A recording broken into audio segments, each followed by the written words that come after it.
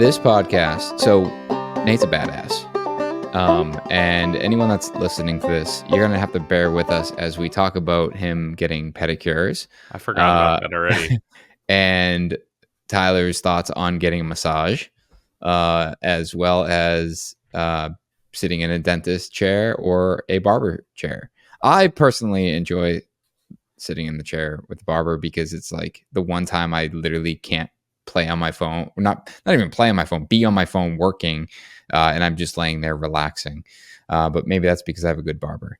But the conversation starts very odd with manicures and pedicures, but rolls into some really, really badass stories and just talking about the mental fortitude it takes to, well, do hard things. And I think that's a good way to summarize it. Yeah, I met Nate at the summit. I had interacted with him some online, but really got to know him at the summit. And really, really interesting guy. A lot of great perspective. And again, like, I don't know, going into the Army at 18, 19 years old and then being set on becoming an Army Ranger and actually having that come to fruition just through hard work, will, dedication is really, really impressive. So just an interesting guy to listen to and gain some insight and perspective. And we do not cover everything on this podcast. We're definitely going to we're actually scheduling to get him back on because there's a lot of other interesting aspects of his life that I want to dig into and share with all of you. So I hope everyone enjoys as much as we did. I want to take a minute here to thank all of our sponsors of this podcast. Without them, we would be hard pressed to be able to do this. So if you enjoy the podcast, you enjoy any content that we put out there, make sure that you check out our sponsors, check out our partners, and patronize those businesses, because by them sponsoring this podcast, they are investing in us and also investing in you. First off, this podcast is brought to you by Andersen Windows. Do you want to know the easiest way to install a window wall? With Andersen Easy Connect. Andersen's Easy Connect joining system delivers the ultimate job site convenience, making it easier to install the large window combinations homeowners desire while also reducing job site resources needed. In fact, most contractors surveyed said that they could reduce the number of installers by 50% using this joining system. Available on Andersen A Series and 100 Series, this patented system splits large window combinations into smaller subgroup combinations that are factory assembled.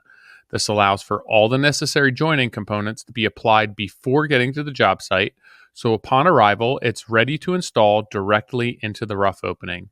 This patented reinforced joining system utilizes interlocking fiberglass joining plates, offering design flexibility without compromising performance.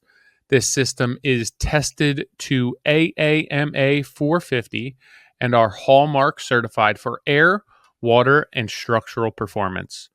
Reinforced joining with A-Series windows is also High Velocity Hurricane Zone HVHZ approved. Make your next window wall installation easier and learn more at AndersenWindows.com. That's ANDERSEN Windows.com. I also want to take a minute to thank Buildertrend, who is another sponsor of this podcast. It's time to see how you stack up against the competition. The Association of Professional Builders is conducting their annual State of Residential Construction Industry Survey, and they need your input.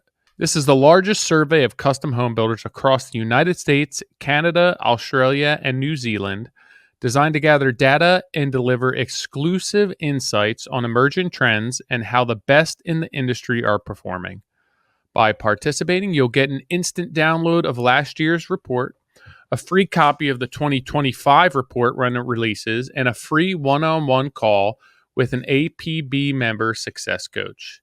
It's your chance to identify blind spots and focus areas so you can improve your business right now. The survey takes only 15 minutes and the insights are invaluable. Visit buildertrend.com/MCSORCI 2025 today and help shape the future of residential construction.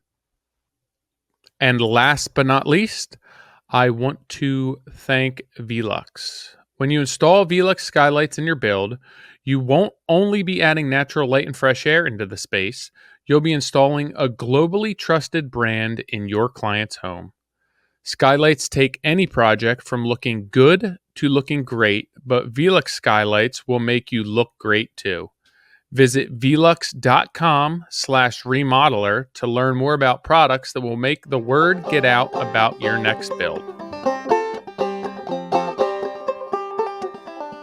Did you get haircuts What's up, man? last time we saw you?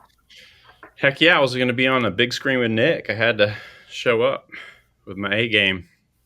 You didn't get a haircut today, did you?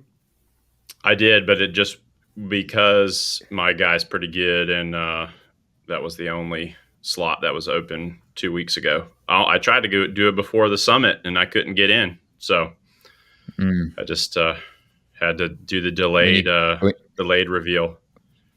When you got a guy, you got a guy. That's the way I roll. It's like exactly. Every time I go, I'm like, you got to send me reminders or just automatically schedule me for a month out. He's like, Nick, I email you every day. I'm like, you do? He goes, yeah. And like, I constantly remind you. And it's the same thing. This is actually, I'm getting a haircut this week, but it's the same. It's usually the same text I send him the week that it's just my haircuts. I need a haircut bad. And I just text him like, hey, any cancellations, just let me know. And then for like the next 3 days, he's like, today at 3, tomorrow at 2. And it's like something eventually lines up. Or he'll like sneak me in between people and skip lunch. I'm like, Jared, like, you don't need to do that. And he's like, got to get your haircut, man. I'm like, yeah, but I could be a good customer and fucking schedule it the way you asked me to. Correct. My guy is they use Booksy, like an app, and it goes right to the calendar, and that's the only way. Until they started doing that, I routinely would miss, and I'd be like, charge me, man. I'm in the service business. I get it. You don't get that time back, and he's never charged me, but they get the same they get the customers that aren't in the service business that cancel 5 minutes before and use a fake. They were ranting about it, using a fake card and all that. So anyway, he just added that whole pay ahead of time or like connect your credit card to it. So if you ditch, it charges you. One day I was in traffic and I was like 30 minutes late. And I was texting him like, dude, please just charge my credit card and let me move on with my day. He's like, I'm not charging you. Just come. And I'm like, you're not going to have time. Like, I know how you stack your day. He goes, I'll figure it out. Do you care if I don't shave your beard? And I'm like, yeah, let's just skip the beard. He goes, I'll get you in and out. 30 minutes. But is that how your mom rolls, Tyler? No, my mom, she gets me in whenever. And then when she can, I started cutting it myself. My mom only did the initial. Then I've been doing it myself. I got like a mirror that I plant in the corner, and I work like 2 mirrors, and I do the fade myself. It's like, it probably takes, because I'm new at it, it probably takes as long as going to get my hair cut somewhere. But it's the convenience of being able to do it whenever I can. It'd be way easier if you just buzzed it, but then it's like, I feel like I look like a child with just a normal buzz cut and not having any sort of taper or fade. There's got to be some kind of psych profile on why the Modern Craftsman is so successful because of your respective takes on haircuts. I'm pretty sure. So I'll be completely honest. One of the like most uncomfortable experiences of my life all the time is getting my hair cut. I like absolutely cannot stand it. So there's one of Rachel's friends cut my hair when it was longer for a long time because I couldn't do like the full dad cut by myself. And she cut it just with scissors. And I would go there, and that wasn't bad because I went to her for probably 2 years, and she was a friend of Rachel. But every other time I go to get a haircut, I hate it so much. It's the awkward forced conversation, and they're like, "So, what are you, a painter?" I'm like, "Shut up, no, leave me alone. Don't ask me about my weekend. Don't ask me what my plans are. Just cut my hair and let me get the heck out of here." I'm not I knew a fan. It was trust issues. It's not even trust. It's just like, I go in there knowing it's forced conversation, Mhm. and I just don't want to do it. Like I'd rather close my eyes and put on headphones. It's like in the Uber. Do you guys talk to the Uber driver? No, that's different. No, it's not. I don't want to Yeah, it talk to you is. cutting my hair. It's the same thing. You're providing a service for me. I don't want any personal relationship to you. I just want you to cut my hair and not talk to me, and then I'll walk out. I It's definitely going to don't turn talk. into a counseling session real quick. It's probably I because think my mom was the only one who cut my hair for 20 years. See, I think that's what that's what matters. Like, it depends on who the barber is. Like, Jared's my guy, and there's days I go there where, we'll chit chat, and there's days I go there and we don't, and there's days I've definitely fallen asleep in the chair. But it's like it just depends. But if you're going to a random person or yeah, I'm with you. Like that's it's forced. The problem is it's random, and then the second time they think we're best friends, and I'm like, I didn't really like you the first time, so now that I'm here a second time doesn't mean that I like you more. It's just that I'm here.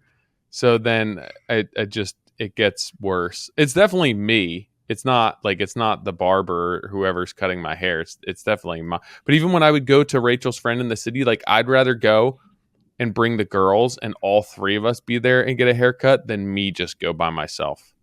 At 38, it still makes me like wildly uncomfortable. But I've never had an issue getting like tattooed or anything like that. I'm also not somebody who would go get a massage. Like to me, that's very weird. I do find I've only had a handful of massages, but I do find them to be weird. Like I have this unrealistic expectation where when you leave, like it should be like euphoric, and you should feel amazing, and it should be like your entire body has now like completely relaxed. And I leave there and I feel exactly the same or worse. What about you, Nate? What do you mean? For the haircut? Massage. No, do you get massages? Oh, I missed. I cut out for just a second. I actually do, but I go there for a very specific reason. Oh. Yeah, injury. Well, I'll say my elbow specifically, I got elbow here or my back or whatever. It's like, and it's last resort kind of thing, like something that's been nagging me for a while, and I'll just be like, all right. But I did get a pedicure yesterday. I saw that. I get those. Older gentleman from church was talking about it, and I got one after Ranger School for the first time, and I was like, I'm an airborne ranger now. Like I don't do that girly stuff, and the guy that was responsible for me joining the military and his wife were like, no, you're going for sure. And my feet were nasty because the last phase of Ranger School is in the swamps. So it's like 21 days straight with wet feet in the Everglades kind of swamp stuff. So my feet were really bad, and I've been hooked ever since. So damn, I don't have it. It's not a regular thing. Charles, the guy at church, goes every 3 weeks. I wish that everyone could see Nick's face when you said I got a pedicure yesterday, and it was an older gentleman from church, and Nick just made the funniest face. He's like a dog. He was like a dog when you say something and they look at you like, what did you just say? Yeah, I'm gonna have to up my game very, very quickly on this. I'm walking myself into the corner a bunch. I'm just curious. I'm not opposed to getting. I've never gotten a pedicure nor a manicure, and I'm not necessarily opposed. But I'm more interested in why.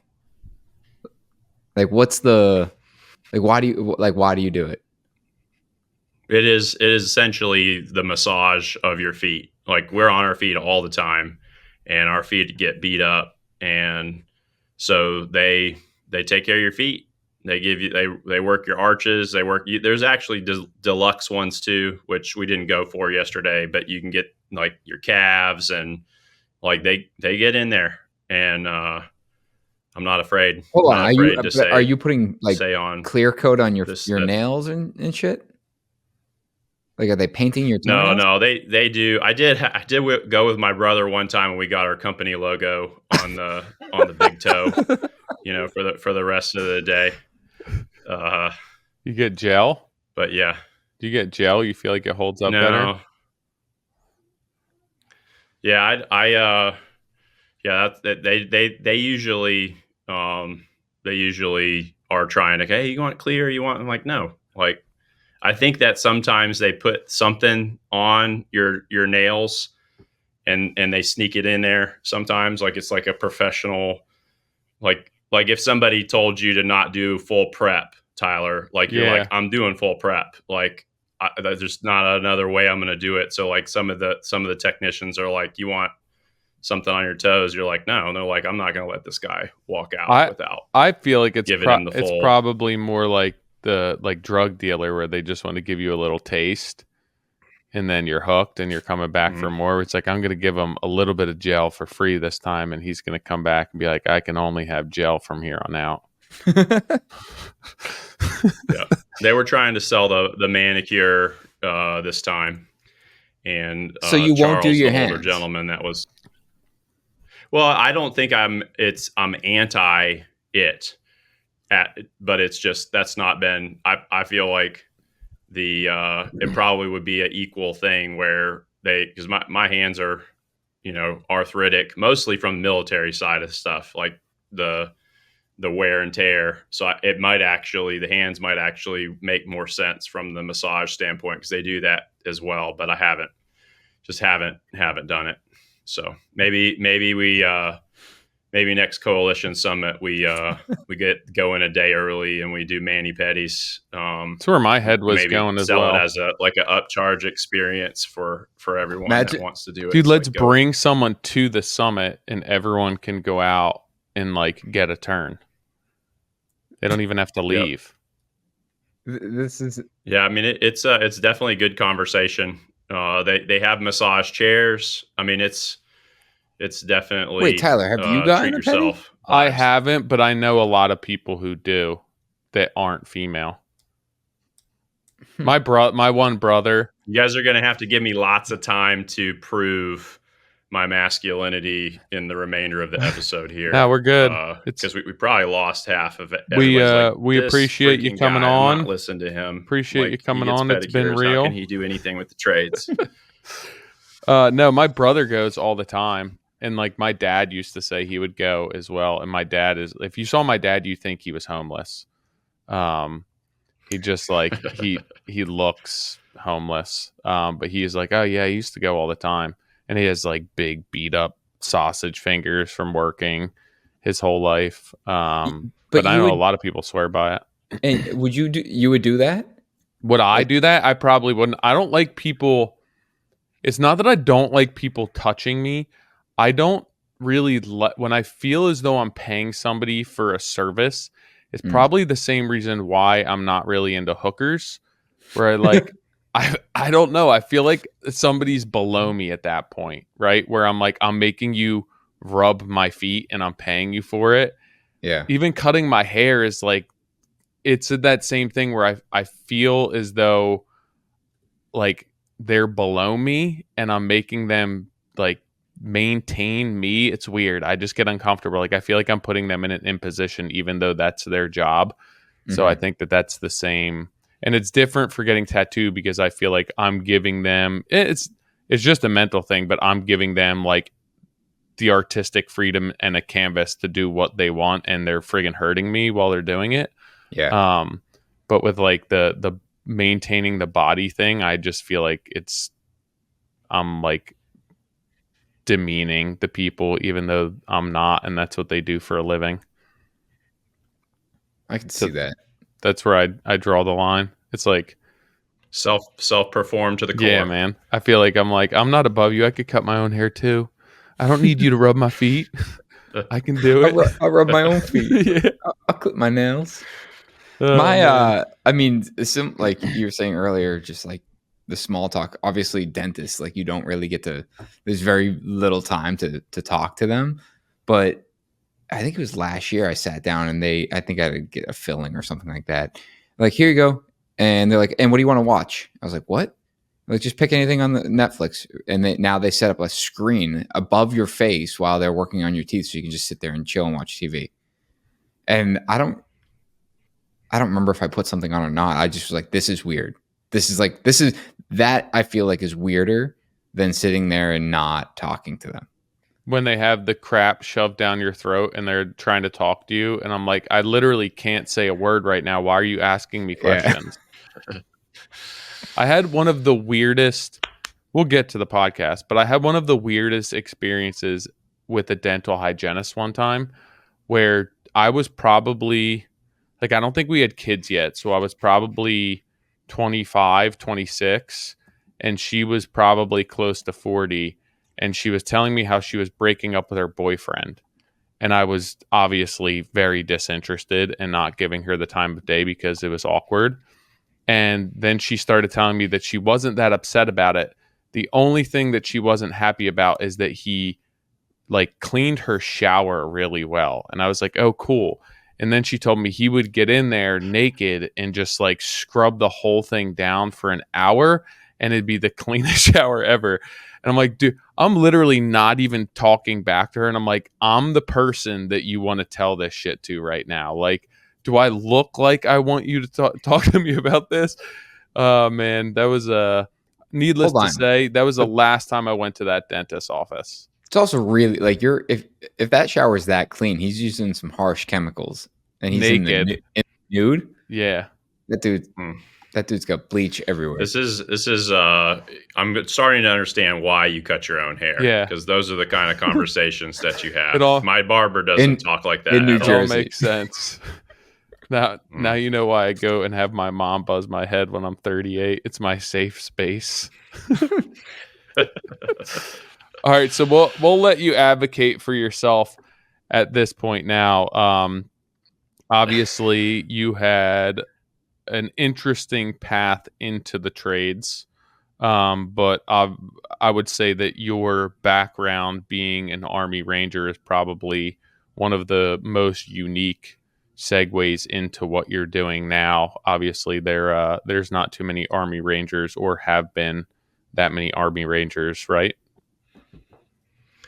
Yeah, it's definitely less the way the Army typically less a smaller group of people. But the way that I understand it is the Army will sign a lot of guys up for Ranger Battalion, knowing that they're not all going to make it, and then they call it needs of the Army. So if you don't pass airborne school, you don't. When I went, it was called Ranger Indoctrination Program. And you wash out, then they just say, all right, wherever the Army needs you, we got an infantry guy, we got an airborne guy, and we'll just send you wherever. So it's definitely one of the reasons, I guess, why I wanted to go was to be around a higher caliber of my peers, be a higher caliber. And so when guys quit, you're like, good. Like if you're going to quit when we're doing push-ups, if you're going to quit while we're, they're running us, making us low crawl on the ground and stuff. If this manufactured stress is going to cause you to give up, then I don't want you next to me on the battlefield. And, but at the same time, nobody cares what you did in the military when you're remodeling their home. Like they're not like, oh, you failed to communicate this or whatever, but you're special ops, so you get a pass, And well, I think that's what's funny though is I think that people probably you see it from the perspective, and speaking with you after the event, where you're never flashing that card. Like obviously you'll speak to your background, but you said there was an issue that you ran into, and you're like, I enlisted to be able to give the people the freedoms that they have to be able to be doing what they're doing to me right now. And you were never once like flashing that military card that I did this for you. You're just like, I'm going to sit here and I'm going to take it. And this is what it is. And it's a learning lesson for me. But I feel that like, I don't know, if I was hiring somebody and they had your background, that would be like a really well-defining character trait that would lead me towards selecting you.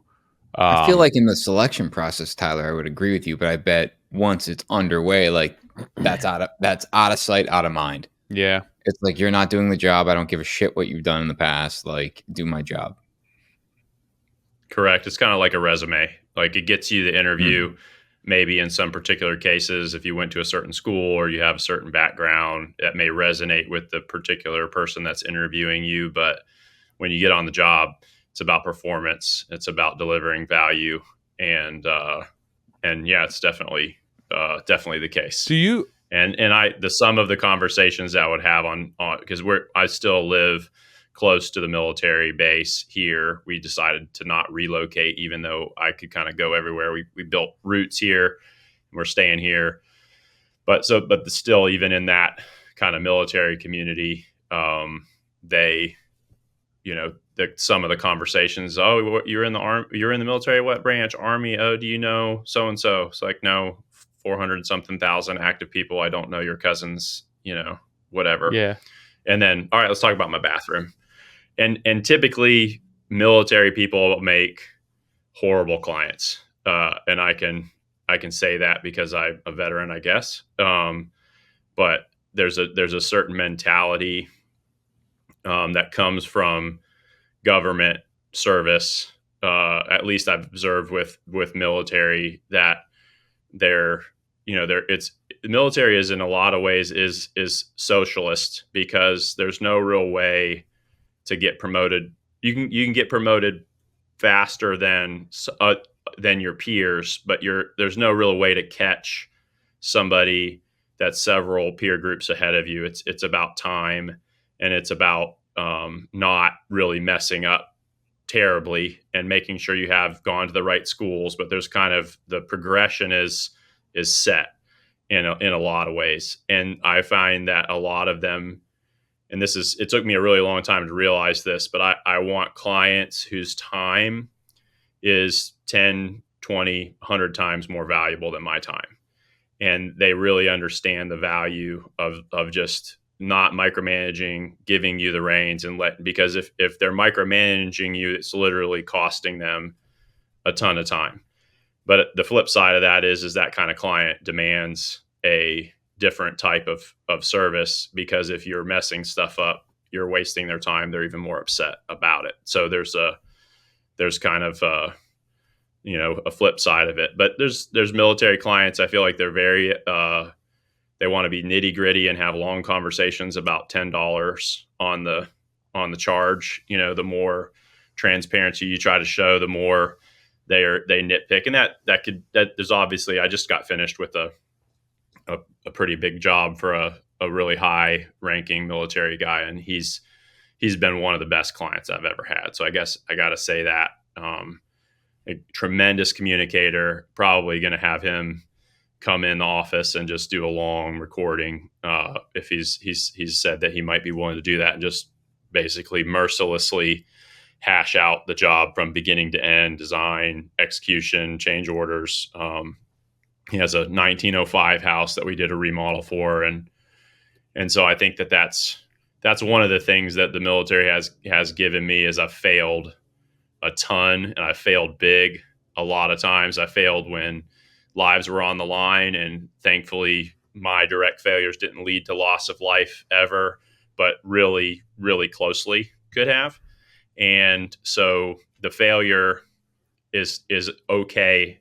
And there's no hiding it when you do it. Like, you were the guy that was responsible to execute this particular thing, and you screwed it up. So where's that accountability coming from? Internally, or your peers, or both? Yes, both. Because if you're the guy that, when he messes up on the team, tries to explain it away, then you have no respect, because everybody knows it was you. Like, were you the guy that was supposed to? You were jump mastering this pass. I was thinking about it today. We have, when you go on and do a parachute jump, you set there's what's called an automatic activating device that will fire your reserve if you're still going the velocity in free fall below a certain altitude. And it's basically a safety feature, so that if you jump out you get kicked in the head and you pass out and you're falling, and you can't physically pull your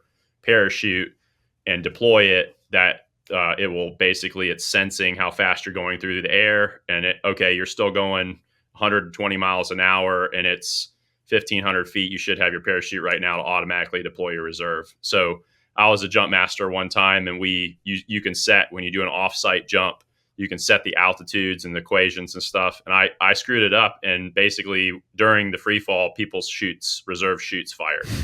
And so that's not good at all.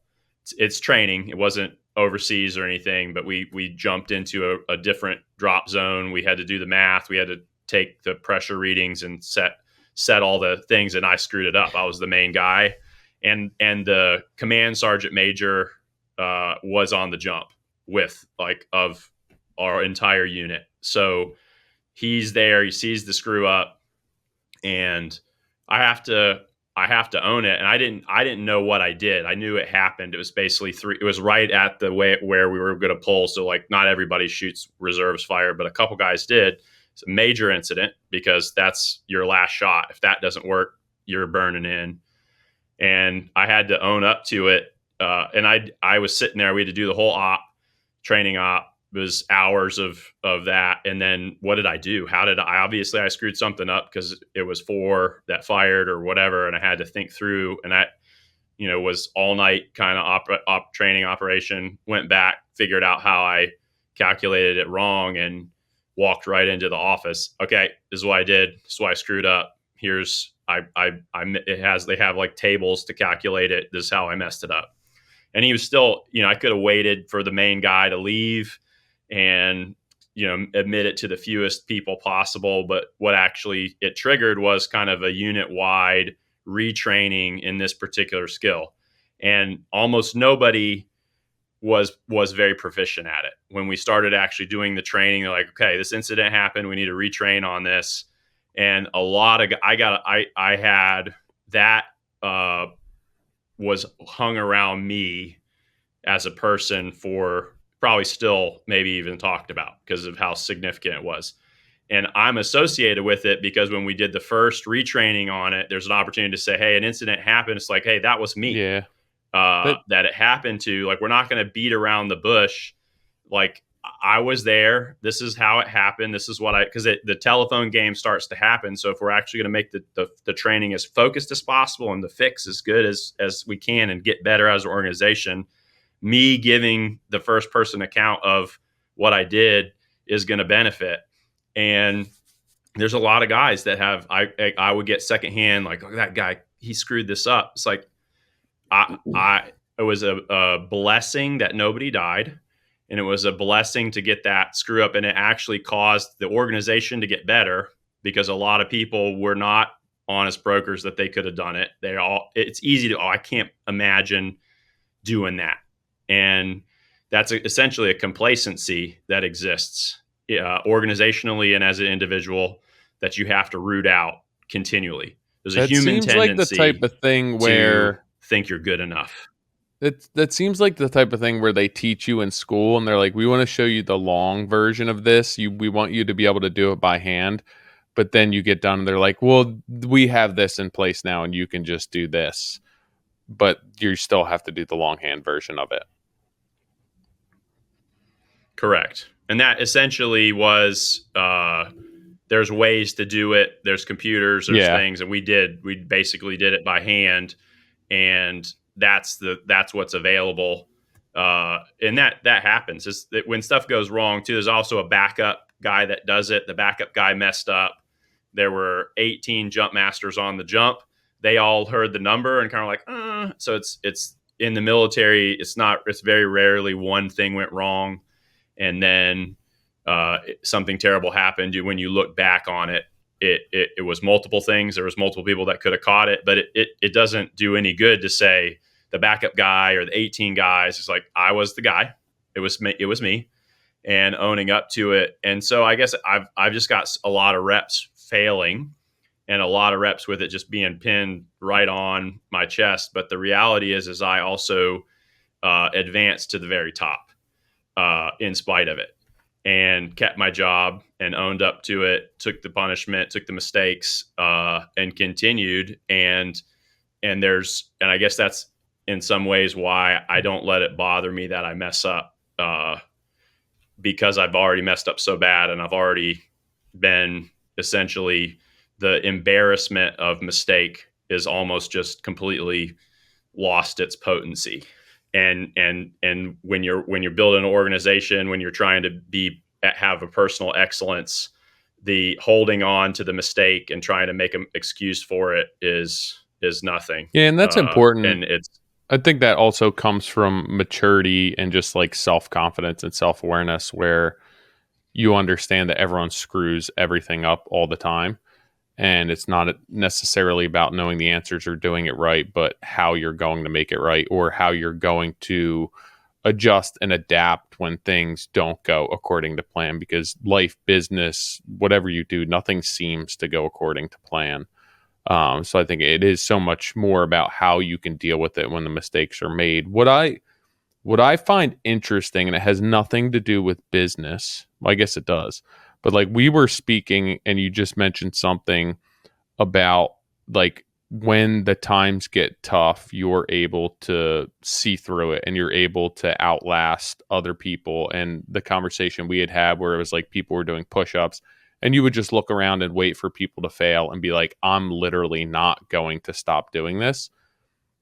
Is that something that you always had like innately within you?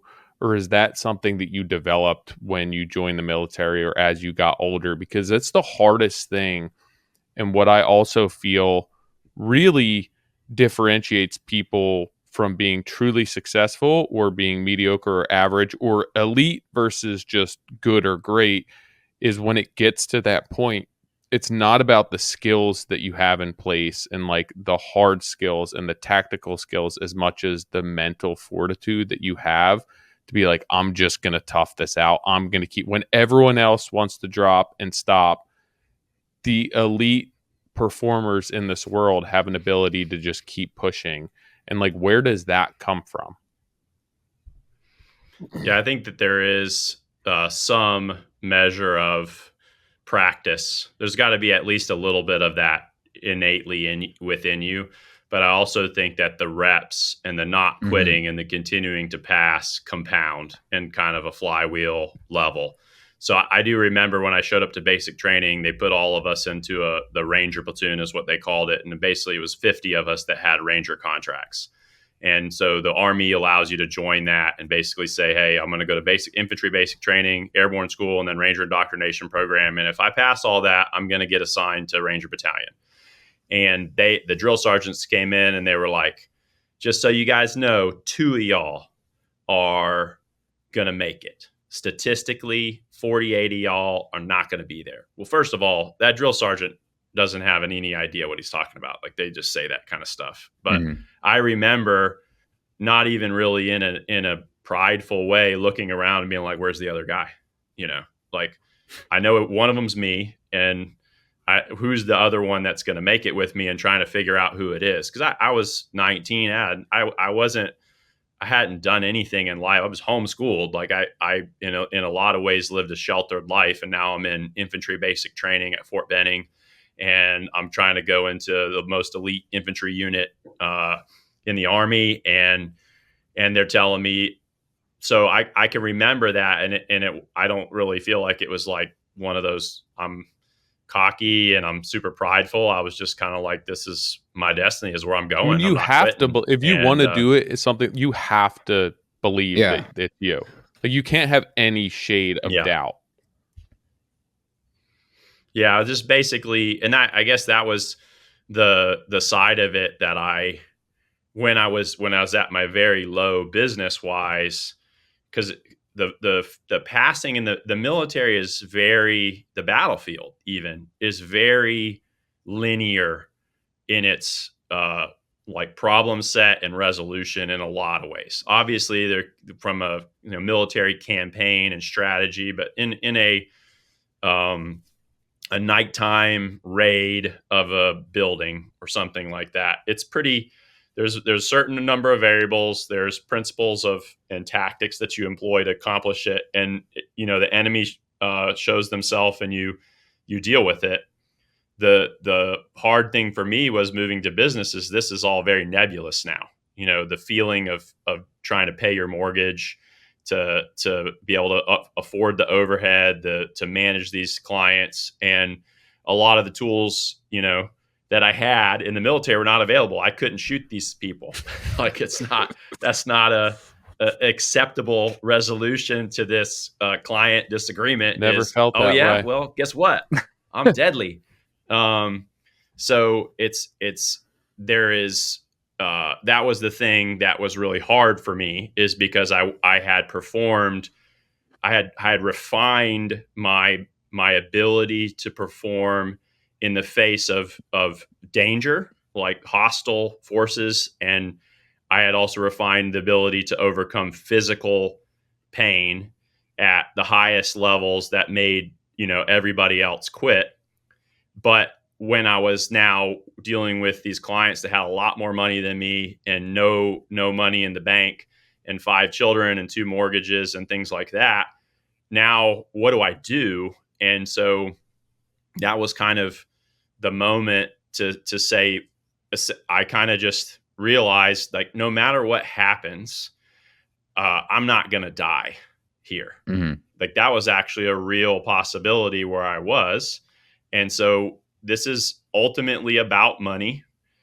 This is something that, and my dad has said before, if it can be solved by money, it's not a problem, And so developing kind of that mindset, and then overlaying, and it's a feedback that Morpheus says, what is real? Real is electrical signals to your brain.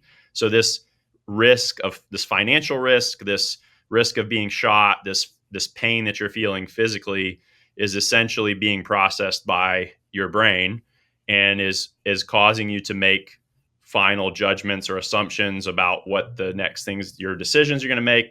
So I just really basically said, I know I've done all these super hard physical things, and I watch these guys quit. And that's the other thing, is you don't get that mental boost when you're running your own business. There's a lot of solitude when you're running it by yourself. Nobody really knows the thoughts you have at night, and you're not seeing people quit and being like, yeah, I'm still in it.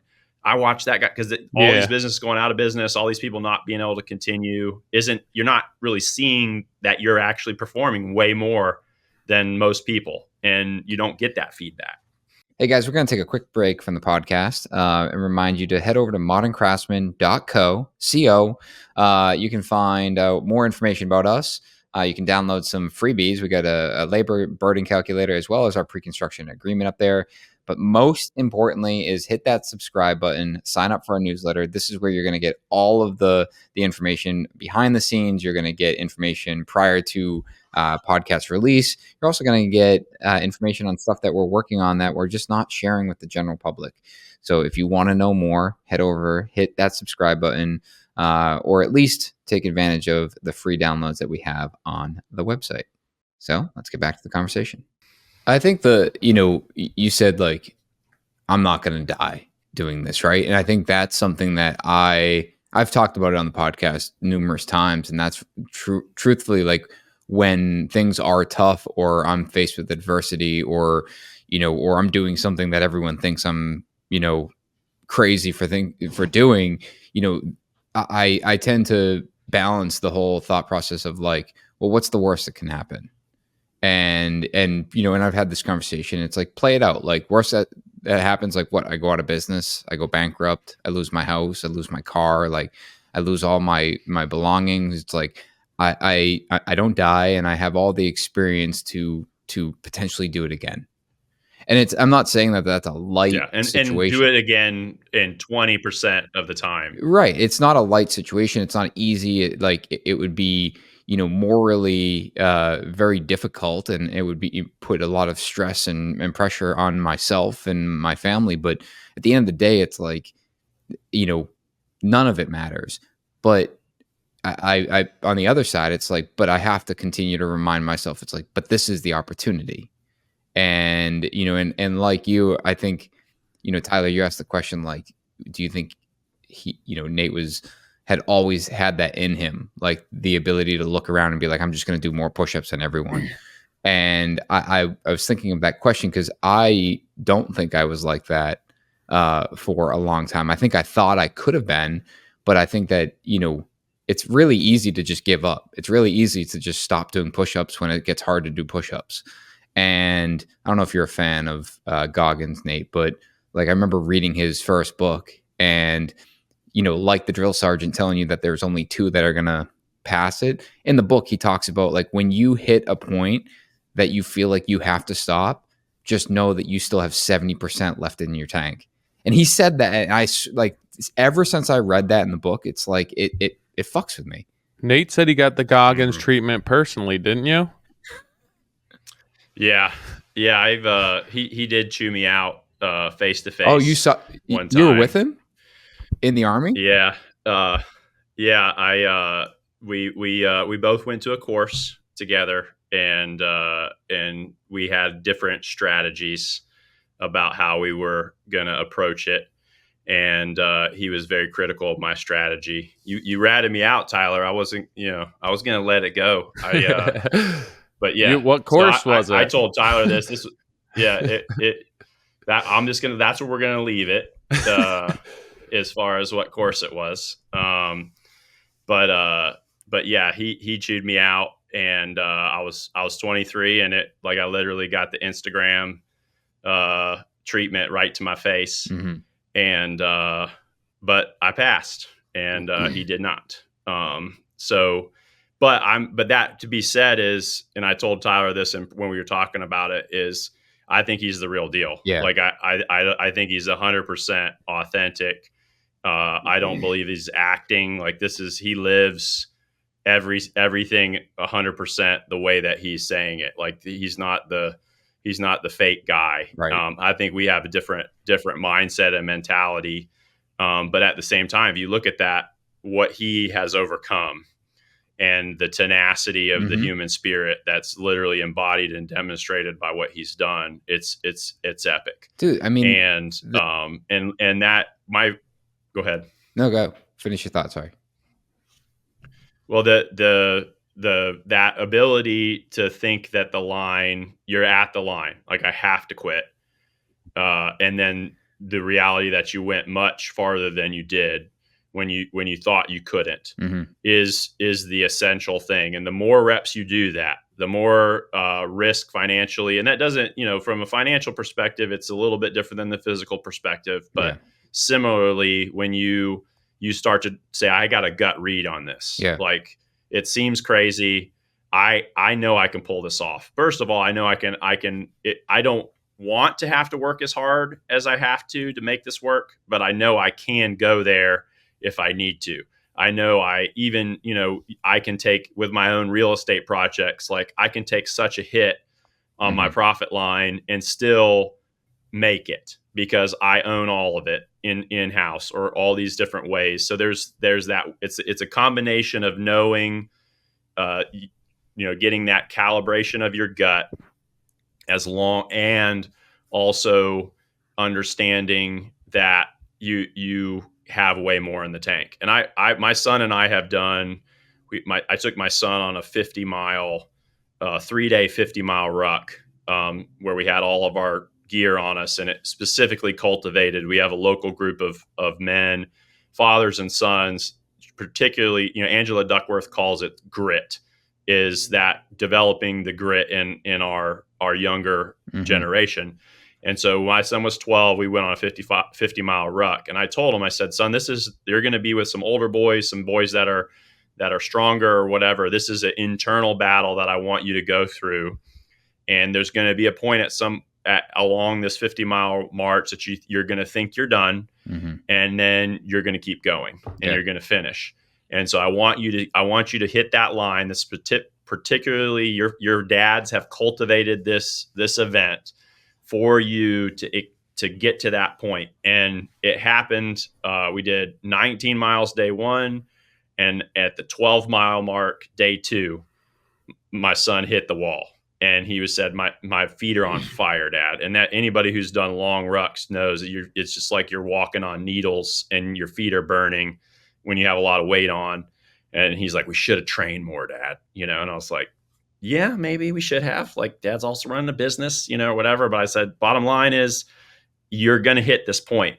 You may hit it a couple more miles if we'd train more. Like this is just the suck right now, as they say in the military. And he had tears running down his face, and then he kept taking steps. And he had to finish 19 miles that day, and then we did 12 the last day.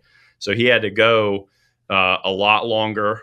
And Teddy Roosevelt, it's a Teddy Roosevelt 50 miler. Is essentially Teddy Roosevelt. It's 50 miles in 24 hours, I believe. So we modified it because these are 12-year-olds, 11-year-olds, 13-year-olds. Yeah. And so that is the same. It's the same thing in business, though. It's the same. It's taking that risk profile, that uncertainty, and doing and willing yourself through it. And then also just repeating the actions that equal success. Like, we don't necessarily know we're going to win on the battlefield every time. We don't know we're going to all come back safely, but we have battle drills, which are rapidly executable without applying a deliberate decision-making process. So we know, hit the ground, return fire, call out distance and direction, flank, like we have these principles that we execute. And so I think that's the thing that you have to do in business. If I want to have this revenue this year, this is what the top of my pipeline needs to look like. And if the top of my pipeline doesn't look like this, then I need to start there, and I need more leads. I need to be in front of more eyeballs. How do I get in front of more eyeballs? Okay. And that's tactics, and that's why I like being a business owner now instead of being in the military, is I get to call all those shots now, and it's all on me. And then when you and then the upside's all mine now too. It's upside that I get to keep, I get to pass on to my future generations if I can build this in such a way. And all the risk is there too. I guess the other side, you said it, I'm not going to die. Stress is the number one thing that kills men. I'm pretty sure. So it's not necessarily that I die now, but it's can I cultivate the mental discipline that when this client sends me a nasty text message as I'm sitting down to dinner with my 5 children, that I am not an asshole to my wife and kids at dinner because somebody sent me this text. And am I able to be present with them? And I screw this up. Like, it's still difficult for me to do, but I'm developing that mental discipline and setting the boundaries with clients. Like, okay, did I have the conversation with this client that I'm a father, that I have 5 children, that I want to be present for them as a intentional move for future generations and for the success of our culture. And when I don't respond to you at 7 p.m., it's because I am cultivating my family, and I'm, and we talked about this at the summit too, like defining that up front and learning, but then realizing I have the opportunity with the very next client, or with every client I'm working with. Hey, this is something that we didn't really communicate early on, but we just need to let you know this is what, and I don't work after 5. I don't go do evening consults. I don't do weekend consults. And it's kind of I had to have my wife help me kind of with the verbiage, because she's kind of the wordsmith. But she just said, hey, say my wife works in the evenings and I got to watch the kids. Even though my wife's a stay-at-home mom and she homeschools the kids, she's making dinner, she's keeping our house, she is doing her work. And so even though I phrase it, hey, my wife has work, I have to watch the kids. Everybody's like, oh yeah, okay. Like, and so I established that boundary, and nobody asked the dentist to come over at 7 p.m. And so, I mean, that was a really big, another pivotal point for me, is walking into the lawyer's office and him saying, yeah, I'll help you out. I need $5,000 on your way out the door. It's like, you have given me 5 minutes and I got to cut you a check. Yeah. Why can't I do that when remodeling? Just because nobody, like, he has a service that's needed. He has a reputation that had me knocking on his door. Retainer on your way out. Yeah, but you know why you can't do that in remodeling? is because you'd be the only one doing it. And in terms of lawyers, they all do that. But if he was the one that didn't charge, like, he would be the anomaly.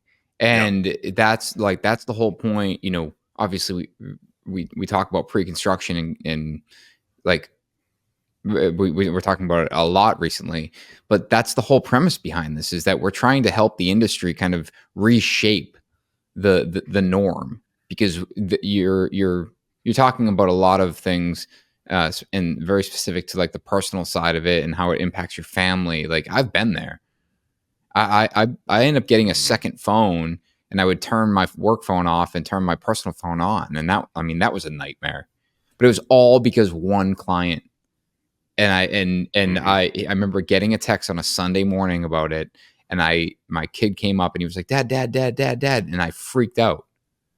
And it was like literally that day I drove and I went and got a second phone. I'm like, I felt so terrible for getting mad at my kid because he wanted to play. And I'm like, I'm pissed off. But that's the whole, like, they don't even care what our bank account balance is. That's the crazy thing. No.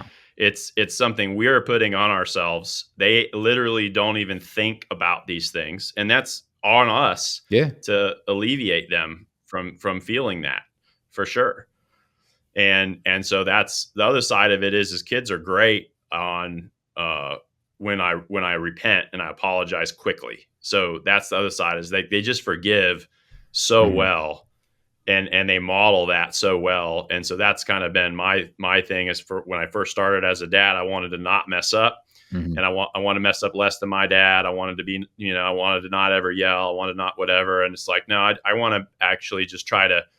And I had to do it right before I came to this podcast. I was at the farm, and my daughter is 14 now, and it's happening earlier than I expected. But she's got her mother's quick wit, and she's smart.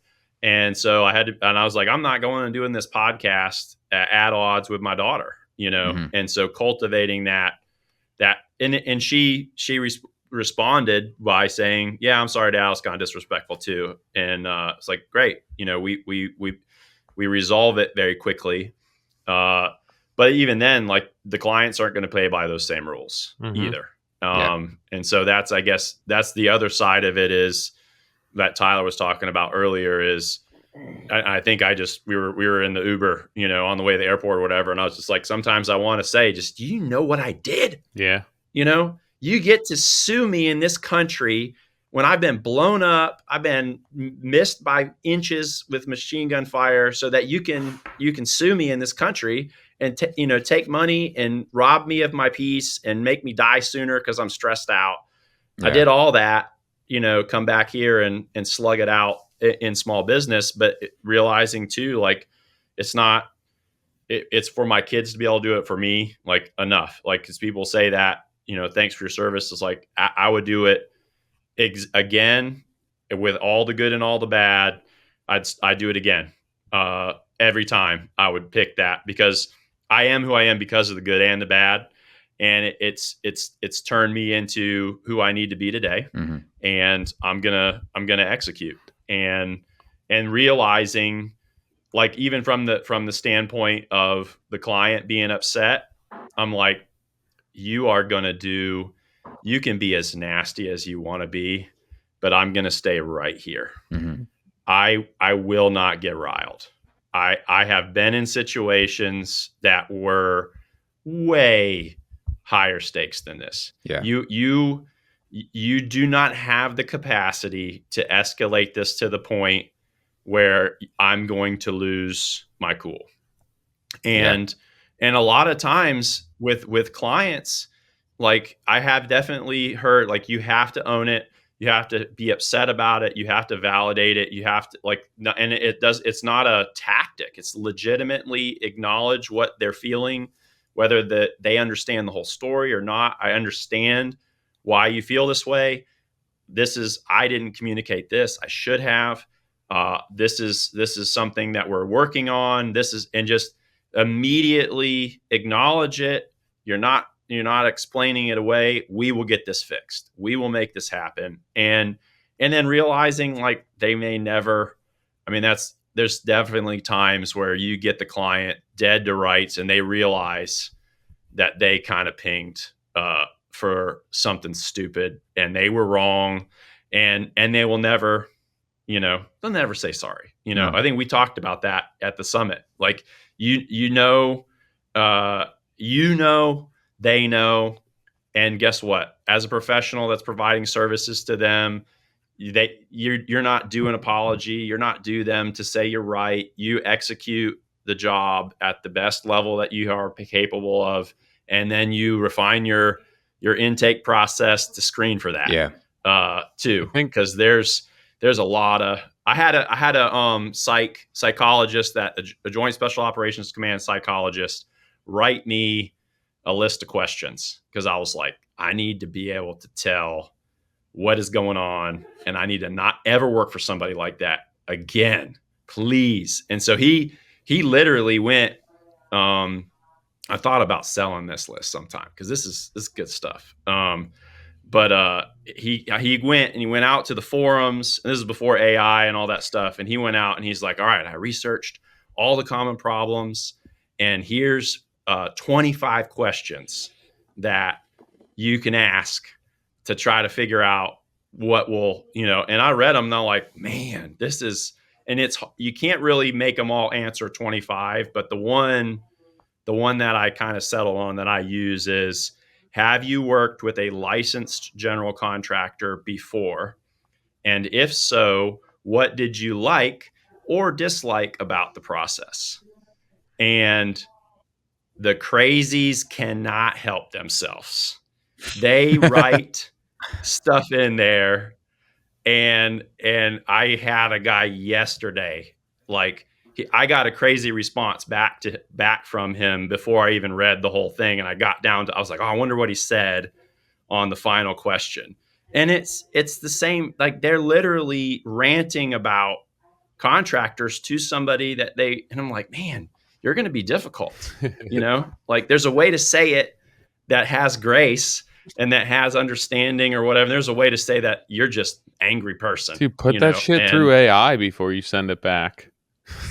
Make this sound nicer. Oh, I did. I did it this morning. I copied his response in, because AI has been trained on as soon as I left the summit, man, I dumped, as I have tons of transcripts, because I have a podcast.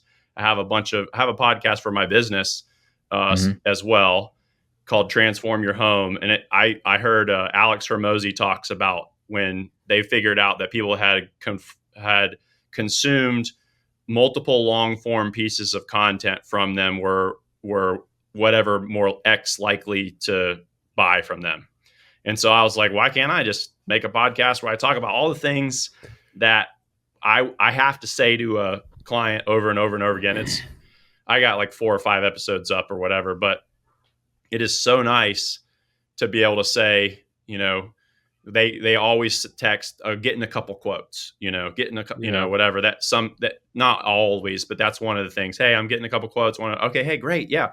Here's the Get 3 Quotes episode where I talk about, a way I prefer to say it is interview 3 people. Right. And, this is because, and then I go through, like, a quote is it versus an estimate, and walk through that. Now, I don't know how many people listen to it, but it's nice now that I have these conversations recorded, and I have this kind of repository of the most common things, and I can point them to it. It does not matter if nobody else is doing it. I want to go back to that, because that's the other side of it. Is I talked to an inspector here in town. I said, what percentage of contractors do you think are honest in this county or whatever? And he was like 5. And I was like, 5%? And he's like, yep. And I just recently talked to a fire marshal. He's like, dude, there's only 6 contractors where he lives. Yeah. None of us are honest. We're all crooked. But I was just kind of like realizing, like, I legitimately, my product my product and my service have tons of stuff to prove, but I am at the point where I legitimately feel bad for people that don't hire me. Yeah.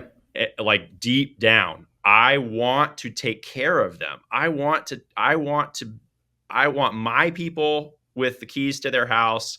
I want like, and so when they're like, oh, this is how it is, I'm like, man, I hate it. Like, but good luck out there. Like, good. That's that one guy that did that crazy answer was like, you can't even have the decency to return my phone call and send me in personal emails and blah, blah, blah. There's plenty of people out there that want my money. And I was just like, I feel bad for you, dude. 95% chance you're going to get scammed, you know? I was but yeah, bye. When you said about like customers not wanting to say sorry, and we can't say it on this podcast, but Brad's story at the coalition, at the end of the coalition with the customer in that house trying to locate a smell was so funny. Do you remember that, Nick? Yeah. Yeah. It's almost worth the admission alone. Oh my God. I was dying. And like, I was unaware of that story and that was going to come out. And he told that story. I told my wife when I got home, I was like, that's one of the funniest stories I've ever heard. I don't think we should share too much on this episode. I'm not going to, but it was so good. It was literally the only thing I told Meg about when I got home. I was like, listen to this story. It's so funny. Yeah. Well, and something similar stuff like that happens because they almost it's our job. It's our job to set the stage. And I'm in the process of implementing. I talked to some of the other attendees, a 1-page goodwill agreement. And it's not going to be, and this was one of I got executive coaches that I meet with, and I'm trying to always, I basically like, this has just happened recently with a couple clients, and I haven't had this happen in years. We've had a bunch of great clients, and then all of a sudden we got 3 in a row that are just, and I'm like, what about the process did I mess up? You know, there's always going to be mess ups on the job. We're always going to, it's humans making mistakes. It's trying to deliver a premium product with what you have available to you. You're trying to manage it, communication. It's always a struggle. And basically he was saying, hey, you got to go back and you got to educate. And he's like, do a 1-page goodwill agreement. And so he said, just ask them what their favorite beverage is and just say, hey, you know, like give them this word picture, like, all right, there's going to be a time. And I want you just to pull out that Coke Zero. And I just want you to just have a Coke Zero. And light bulb for me was like, I am going to buy a cooler and stock it with their favorite beverage as part of the contractual process. Like we got a goodwill. I'm going to just do discovery. Hey, what do you like to drink? What's your beverage? What's your whatever?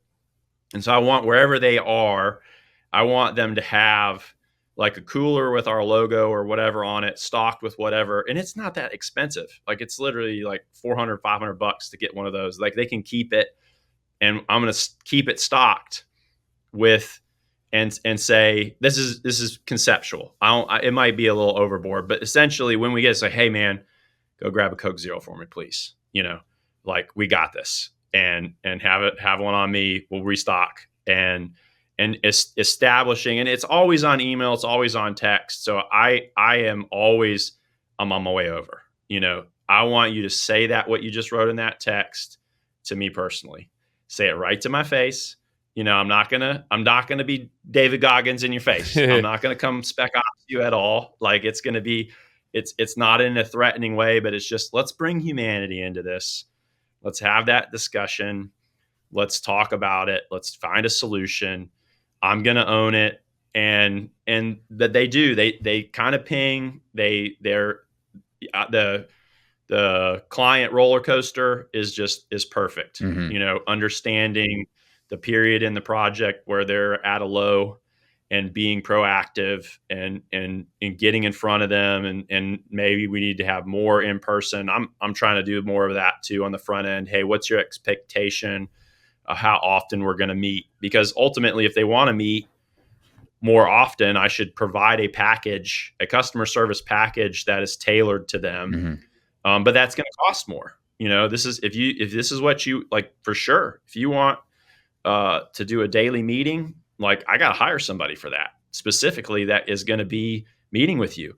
and we can do that for you. And this is what it's going to cost. And we're going to serve it up to you. Oh, okay. Well, we'll go to the standard package. And at least we force the conversation to say the weekly update via email, monthly check-in, whatever. Like we've had them back to the, them selecting what level they want instead of just leaving it unspoken and then getting halfway through the project and everybody being sideways. I mean, there's so many things like that are, so what that you can work on for the rest of your life. What do you think generated all of these ideas? Were these just struggles that you ran into in business where you started questioning, is there a better way? Are there different opportunities to please our customers, to problem solve? Like, what was the catalyst for all of these ideas that you're looking to implement?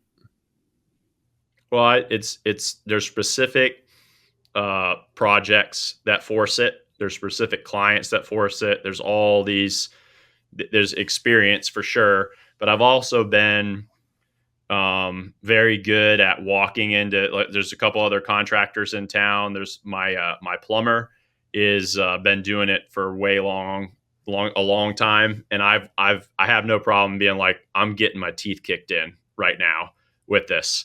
I need help, and so saying that, and a lot of the other contractors, the more experienced contractors that I would go talk to, say, hey, I'm getting creamed out here. And they're like, yeah, you're doing remodels. Why do you think I do specs? Like, they just, like, remodels suck. Nobody wants to do remodels. Everybody, like, you're crazy. We don't want clients. We want it. And so at least, and then one of my friends told me one time, he's like, you literally did the hardest thing in the military. And then you're like, you got out of the military and you're like, what's the hardest thing I can do in construction? Yeah. And then you jumped right into that. And so I think there's even that, like, having that awareness of, like, what I'm trying to do is hard. And I think it's tremendously helpful for something like that, going to the summit and being in the room and being like, oh, it's not just me. Like, it's everybody has this happening to them. There's always, there's crazy people in Boston too. There's crazy people in Arizona, like, Tyler's mom's not crazy, but she like, is. I think that is huge. And that's why I think the Modern Craftsman is great too, is an opportunity to be in your car, but feel like you're in the room with guys that are talking about things that are actually real and hard and are okay with talking about it. And then getting, in a sense, that's the other side of it. I think in the military you have a brotherhood. Generally, you're with a group of guys that all have kind of been through the same training. They are there. They're not, none of them are going to quit. Like, all of us have worked years to get to this point. We've refined our craft, and we're taking this problem together. When you have your own business, it can be lonely. There's not a team. So cultivating that, listening to, and I remember listening, I think I told you guys this, but I started my business in 2016. And I don't remember when you guys did the first Modern Craftsman episode. Probably around there. But I listened to, like, whatever time, there was like 20 or 30 episodes out, I think, or 15, something. I listened to every single one straight through because I was driving across the country. And I was like, why did I not listen to this earlier? Like 6 months ago, a year ago, or whatever. And there's a lot of content out there now. Like, it's literally, the knowledge is out there. You just have to go and find it. And there's, and like you mentioned, the unreasonable hospitality.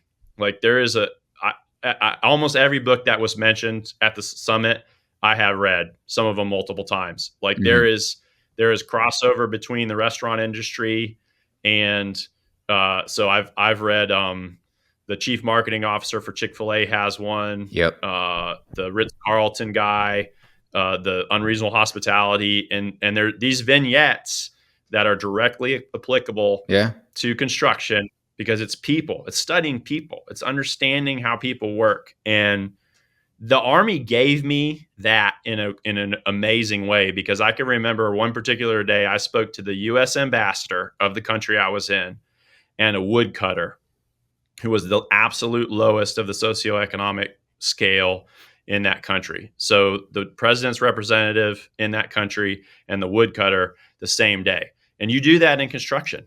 You do that in the trades. You're talking to super high net worth clients that are sending you the link for when their plane's going to land, and those are kind of bizarre. It's like, when you guys gonna be here? Oh, and they send you the link of Flight Aware, and you're like, oh, they're coming in a plane to land a few minutes from here and drive over. And to the dude that is like just got out of rehab and is hired by the flooring company to try to learn work ethic again and try to make us, like in cultivating that spectrum.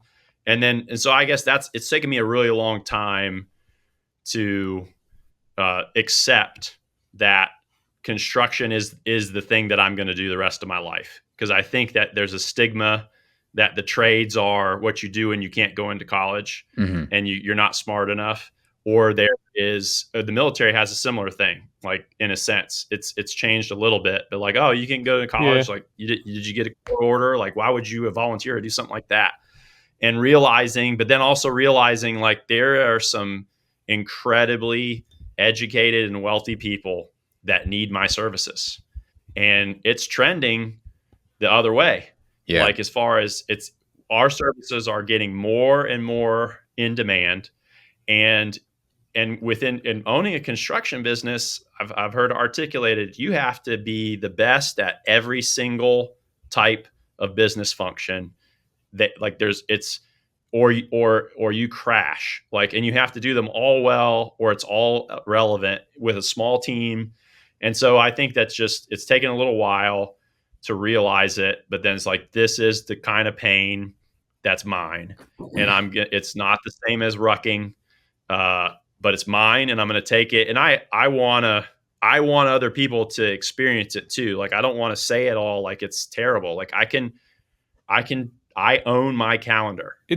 I know he is telling me you have to be somewhere. It's funny that we don't think that, like, and I guess it's not that the struggles and the pain and some of the suffering of owning a business is so much different than the physical aspect of it. And I often think, like, can you have one without the other? And obviously your upbringing and being able to handle pain and trauma and stress in a physical manner translates into being a good business owner, or at least having the mindset to doing so. And I wonder why, like, training people in that sense. And so, like, I wrestled growing up, and it's one of the sports where there's like no glory in it, and you will train and you'll work, and it's not fun.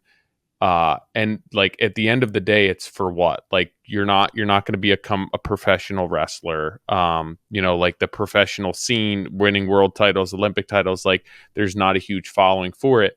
But like, if somebody came to me and was like, I was a high level wrestler and they wanted to work, I would definitely consider them as an employee because of all of everything that was instilled within them in that sport.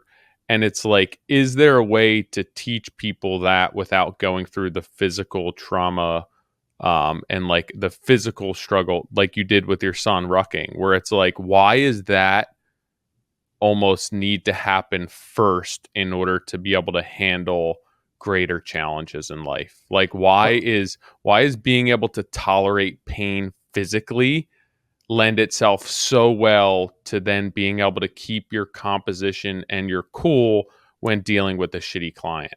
Well, I think it's all the mental side of it, right? Like, you're dealing with the physical, but like, it's pain. like, how can you just deal with like, you're using physical pain to be able to like shape and sharpen your mental capacity, which is just like so amazing to me.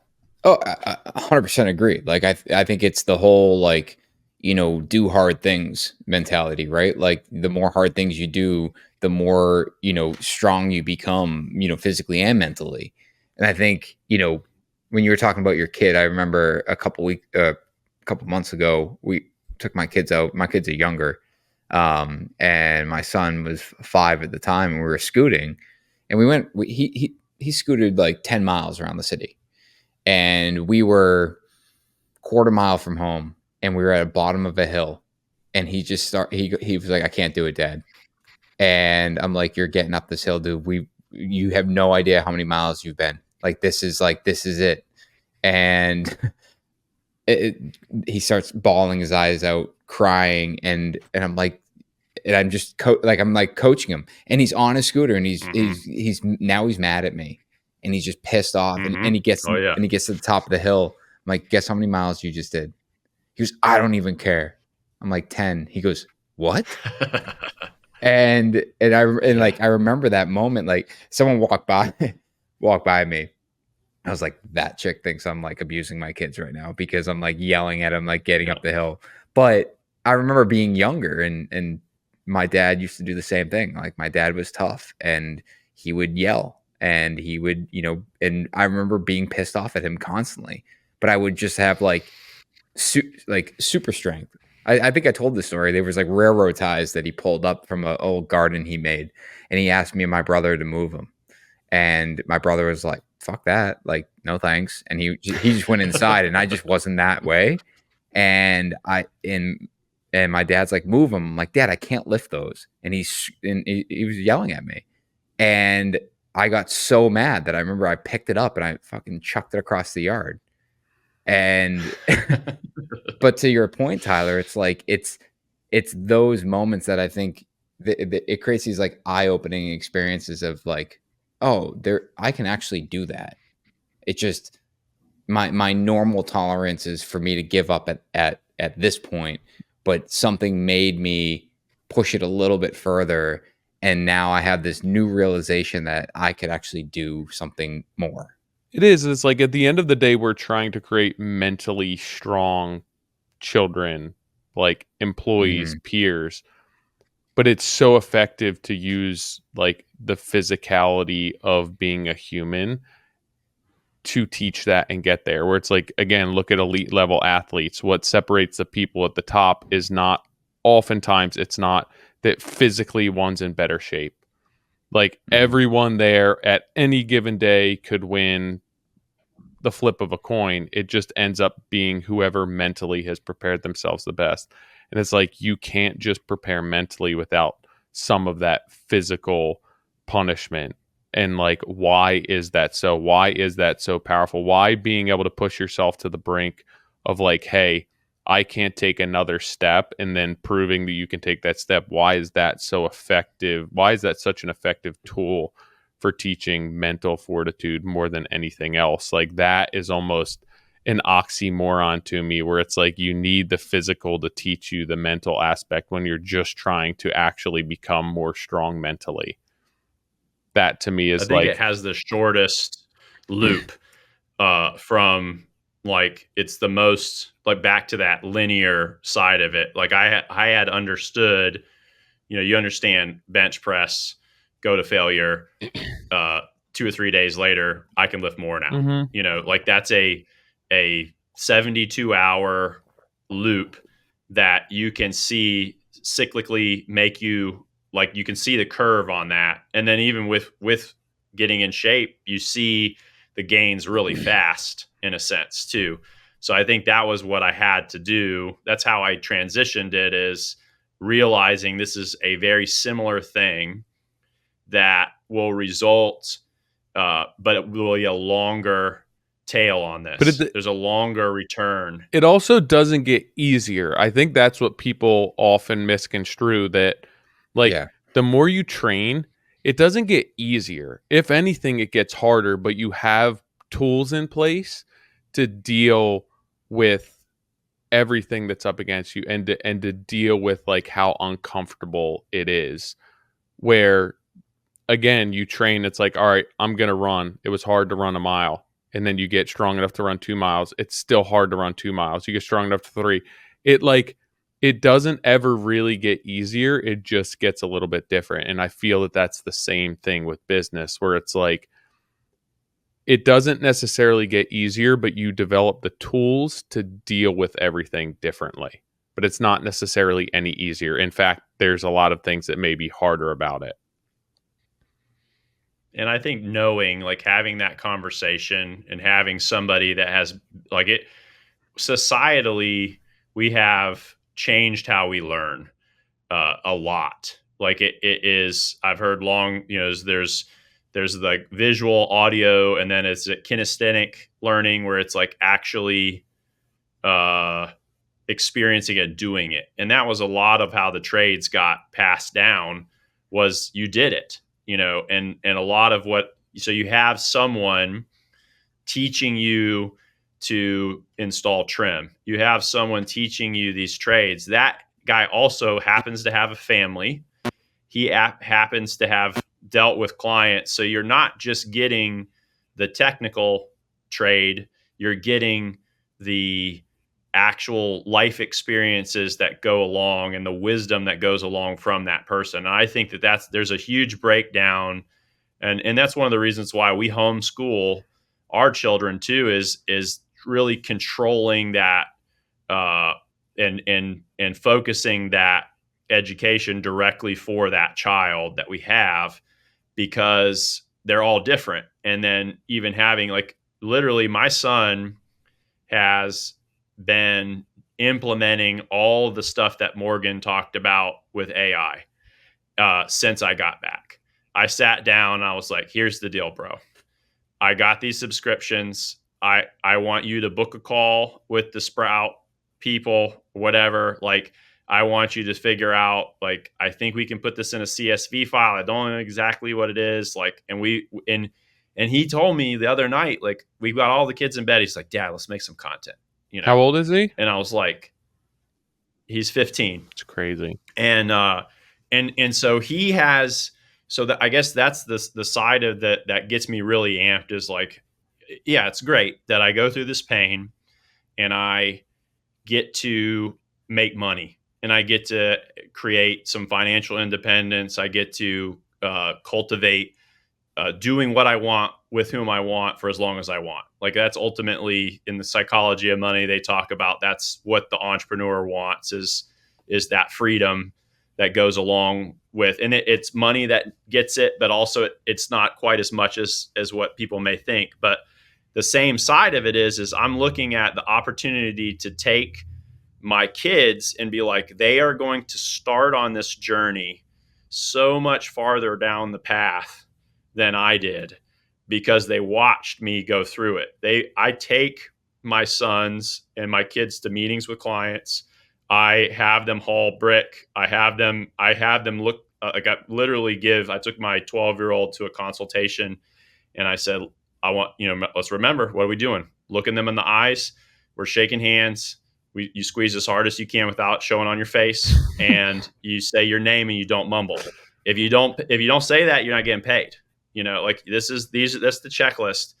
And I have the family and our social media, and because this is essentially a representation of who I am without me being, it's hard to put veneer on things. Like, they get kind of the raw version of who you are when they meet your kids. But and then the same time, like, I want them to see me go through the pain. I want them to have an expectation that it's going to be painful, and I want them to know that they can do it anyway, and have seen us do it, seen my wife and I do it. And, we haven't even got to how crazy our personal, like, life is, as far as how we've leveraged everything and where we are. But literally, I'm trying to show my kids, like, there's not really, like, there's obviously laws and you have to do things. You got to be legal and ethical about how you do things. But other than that, like, there's no rules.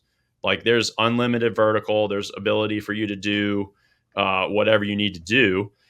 And I think that spark, or that ability to be like, I can go as far as I want to go.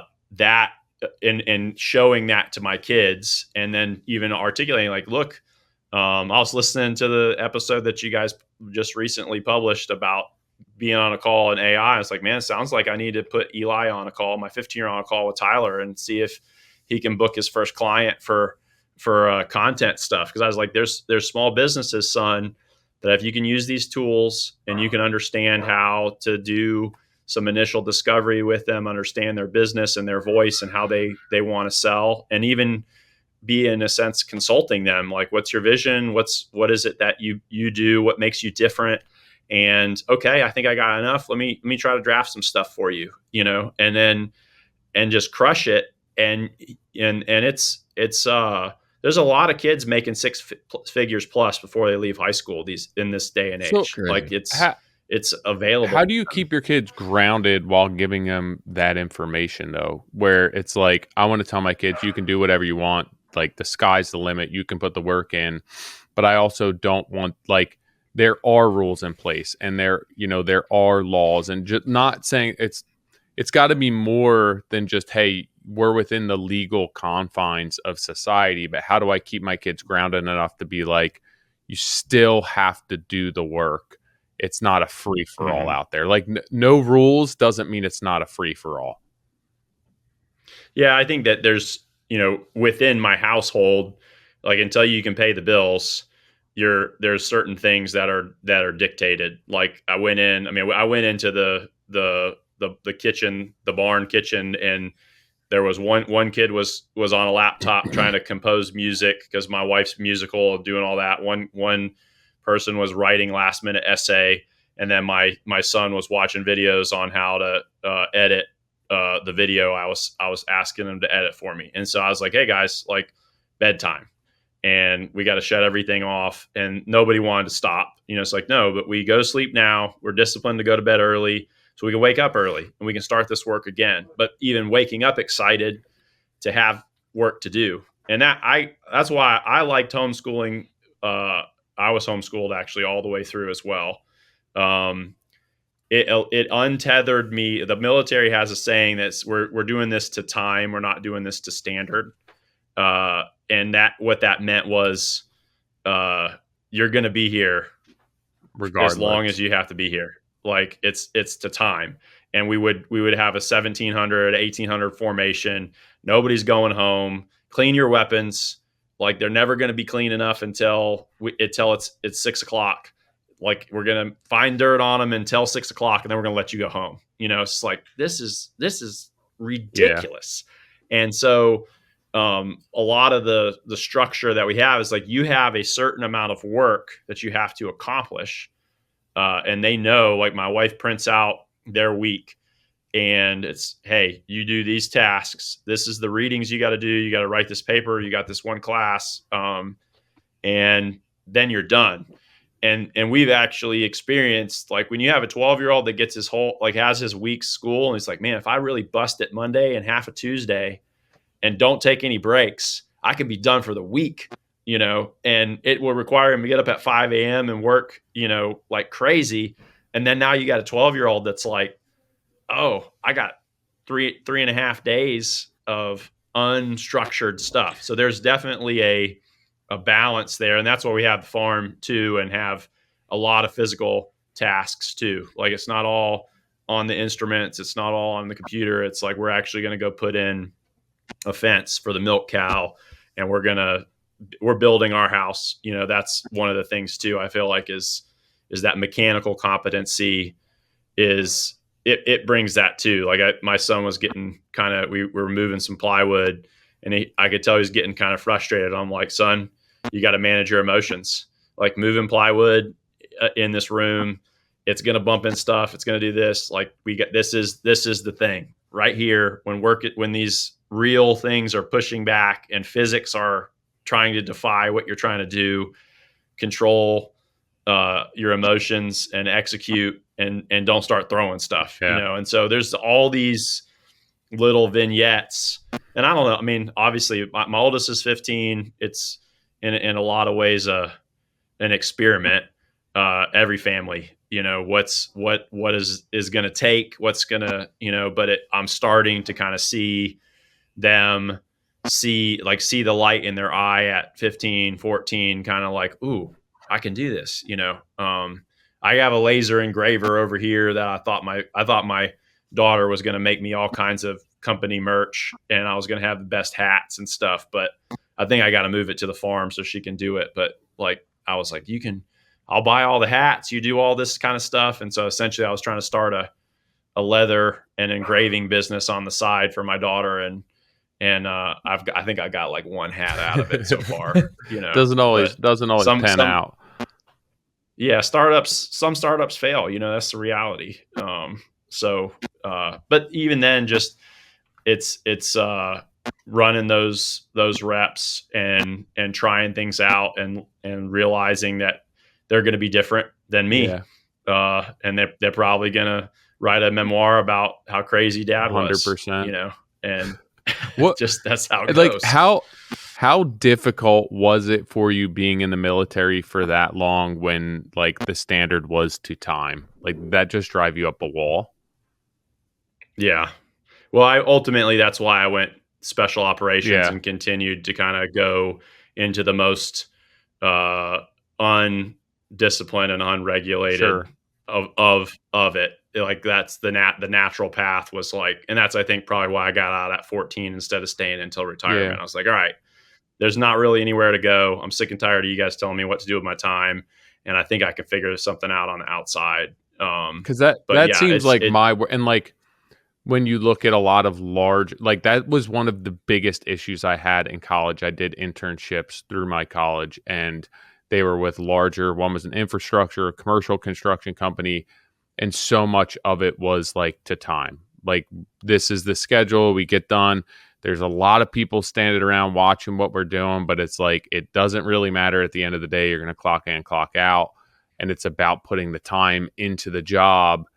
And it was those 6 months internships. I can look back 20 years later and say that they were some of the most miserable 6 months of my life, because it was like if you wanted to do more, you're almost punished for doing more. And it's like don't like outshow us, outperform us, don't do more than required. And it drove me up a wall, and it created almost like this depression within me that I wanted, like I had to have something else in my life to sustain me, because I was so unfulfilled living a life like that. And that was my 7 to 3:30 college internship, and it had that much of an effect on me. Yeah, for sure. There's definitely a lot of that. They called it like Blue Falcon in the military. Like anytime you try to run faster, and it's like, and so quickly, I was on the track when I went in because I got good advice, but you quickly kind of say, all right, I obviously don't belong with y'all. Yeah. Like this is, I'm We're going not somewhere the same. else. And realizing too, like you see that as a business owner, we do not want a world that is all just entrepreneurs. Yeah. Like that would be absolute chaos. Like we depend upon people. Yeah. We depend upon people. I have a guy that comes, one of my carpentry crews, hey, you guys want to pick up some Saturdays and help me get my house finished, and it's crazy to me that a guy in his late 50s is just okay coming and getting $25 an hour and doing this carpentry punch list that I got. But I'm so grateful for him, and he's an essential part about what I try to do, and even trying to explain that to clients, like, hey, like you're paying this guy, he doesn't think like you, like, and it's okay that he doesn't think like you because you're getting a rate on his time, and you're getting this kitchen based on this guy's labor. And so when they're kind of hovering over and like nitpicking, it's like, you guys got to leave these dudes to their, to what they're doing, and even being the guy that's blocking for them and all that. So I think that, for sure, we got to understand that. I guess that's one of the things that I feel like I got a lot of is understanding, okay, this building inspector, what is his salary? Like he is, they're never staffing the planning and inspection department with enough people. They have to deal with the crooks and the honest people. They have to, like there's so many, what's going on in that guy's world, and be able to talk to him at his level, and then turn around and talk to the client, and then turn around and motivate the guy that's about to go into the crawl space. And so that's that's why I like doing what I'm doing. But at the same time, that allows me to bounce from job to job and never be pinned down. Cause then it'd drive me nuts, and that's where I'm at. There's a million things that I want to ask you about that we didn't get into, and I already sent you an email to get you scheduled for round 2. Oh man, that means I didn't suck that bad. No, you're a stud, man. There's so much that I want to get into with you, even like your lifestyle and the farm, and how you're approaching that, which I feel like is, again, somewhat of an entrepreneurial mindset. I think you have a really cool background, and like your view and perspective of the trades is definitely different. And I mean, we're just not going to be able to get to it all in one podcast. So you will have an email in your inbox that's already sent out to have you rescheduled with Catherine. Nice. But yeah, it was great to meet you. Definitely. Not that there was a lot of really great people at the Contractor Coalition. I know Dom, who was with me, like ended up connecting with you. I connected with you. And really just a great person to be involved with, and again, develop a relationship with and bring into the community. So super excited for that, and like definitely appreciate your time, and definitely want to get more out of you because I feel like there's a lot in there. Well, there's time for one shameless plug too. I put all the plugs, dude. Go ahead. I basically sat down and was like, what do I wish I knew when I started my business, that if I could go back to me at 8 years ago and just like say this. So I put that all into a 20-page PDF that has basically 1 page per thing. And it starts out with the mental side of it too. Yeah. It's like, I basically say, hey, and it's a blue collar launch guide. And it's basically how to go from 0 to 1 in blue collar. And so it's just all the business stuff because essentially I want more people to launch. I want anyone that's out there, and I to have, if they're thinking, I think I can do this, I want to try to start my own business. It's like, okay, you can. Look yourself in the mirror and say, this is going to be the hardest thing I've ever done. And then I was like, do it. Like this is the hard things I've done in the military. This is harder. But do it. It's more rewarding. Like, I don't know that I would have got out and done this if I would have known how hard it was, but I didn't know. There's this hubris to not knowing, and then just the unwillingness to give up. So if you think that might be you, my personal website is spearing.co. I can send kind of the links or whatever, but I have a tab at the top. Blue Collar OS is essentially what I'm calling it. And in that is a free PDF.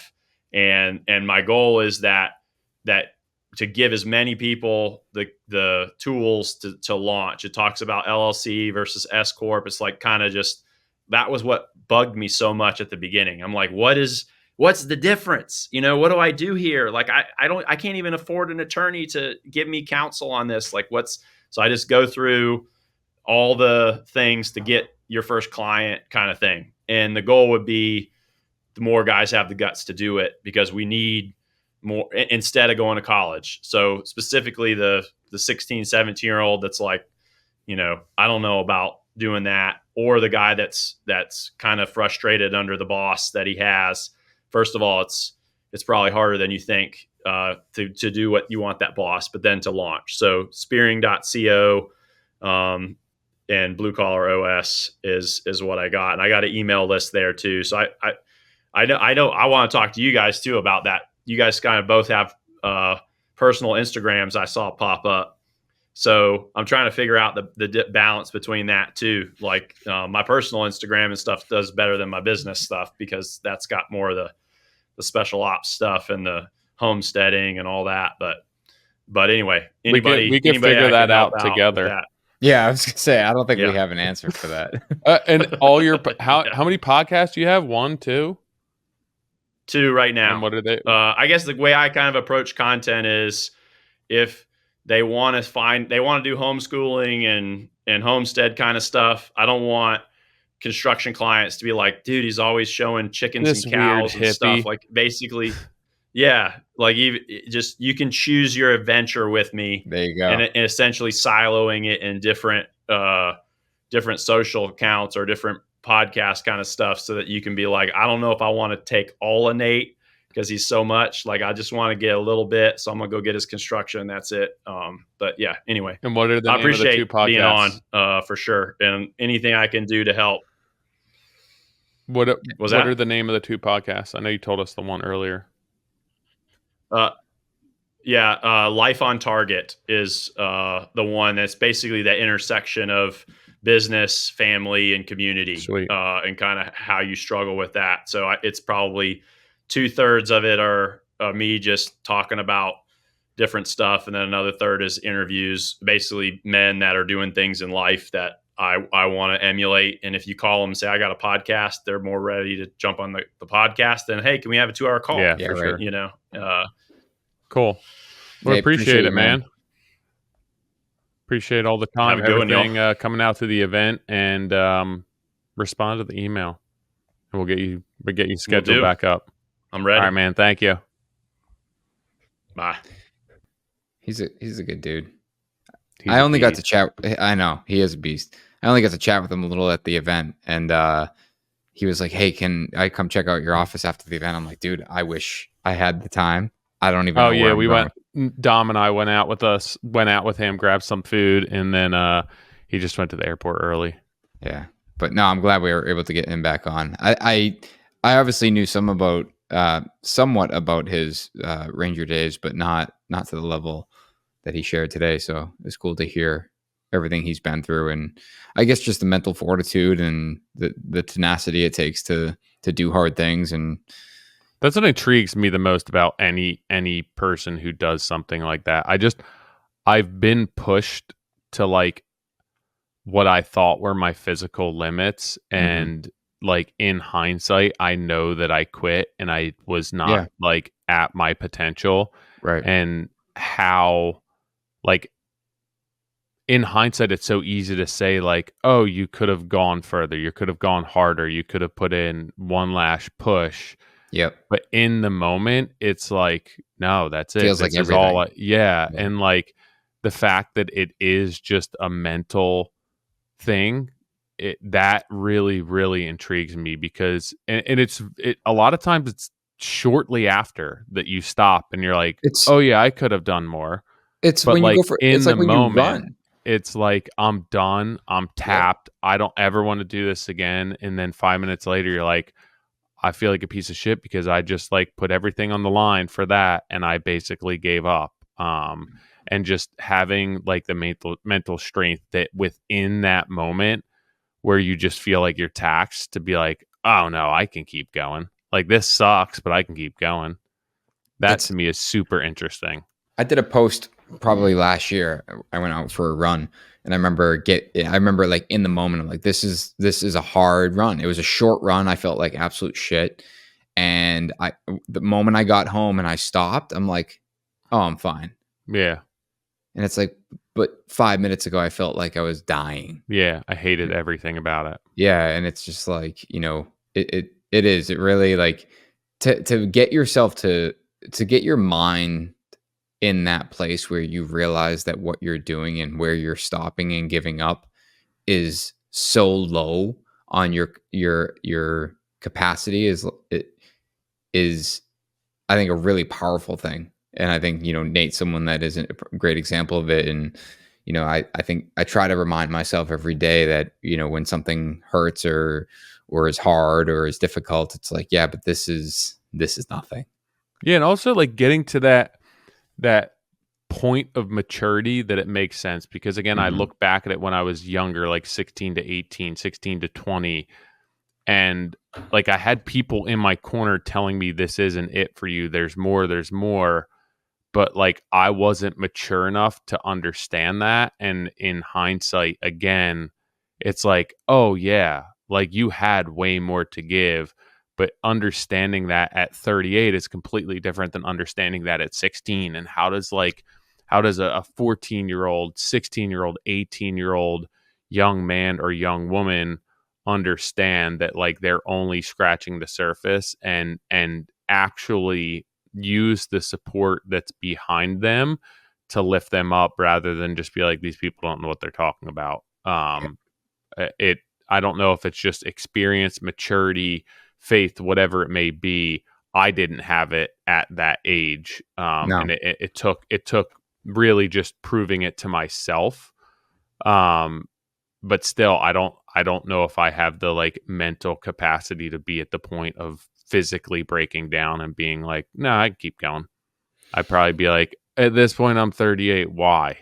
You know, but it's crazy to think that like that's something that could be taught. That's something to be learned, and that's all within us. Yeah. Like I said earlier, I think for me, it was 5-6 years ago where I made that shift. And, you know, before that, you know, everything was like, all right, I'll do it, but I'll give up when it makes like when it's comfortable to give up. Yeah. And now I feel like, you know, how far can I truly push myself before it actually hurts? Yeah. But guys, if you want more info on any of these episodes, make sure you join our newsletter. So on our website, moderncraftsman.co, not .com, .co. You can join the newsletter, and every week we send out an email with a episode recap, which will include all of the links that we're talking about, also insider, you know, knowledge as to what we got going on. But make sure you join that newsletter, moderncraftsman.co. Pay attention to what we got going on the website because we got a lot of cool extras there. Of course, we have our swag, our course coming up, all the good stuff. But yeah, make sure you get on that newsletter, and we'll see you next week. Don't miss out.